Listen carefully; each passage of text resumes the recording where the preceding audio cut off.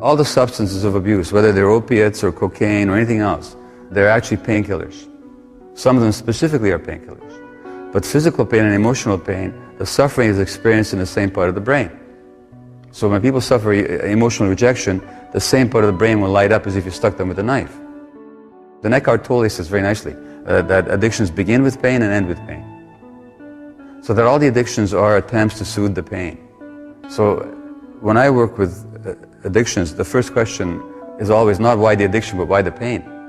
And what you find is emotional loss or trauma. In the case of the severe addicts, as in the downtown East Side here, they were every single one of them traumatized. There's no women walking the streets here who had not been sexually abused, not even by accident.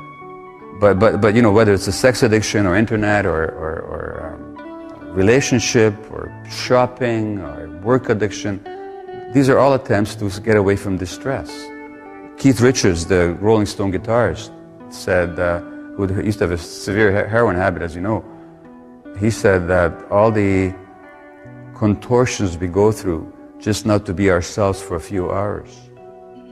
Well, why would somebody not want to be themselves? Because they're in too much distress and too much pain. So I don't care what they tell you about genetics or any of that choices or any of that nonsense. It's always about pain.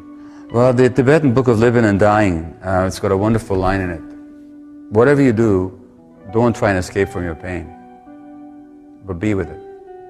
Because the attempt to escape from pain is what creates more pain. And that's the reality with addiction. But the question is, how can people be with their pain? Well, only if they sense some compassion from somebody. So as another teacher says, only when compassion is present will people allow themselves to see the truth.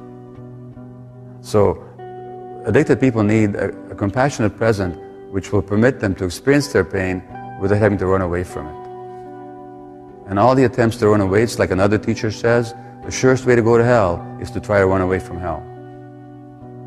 So you got to be with that pain. You just have to be with it, but you have to have some support. And we live in a society that, one way or the other, is always about instant relief, quick satisfaction, distraction.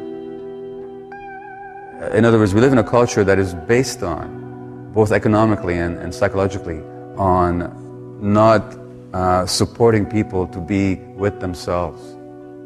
So it's always the quick getaway.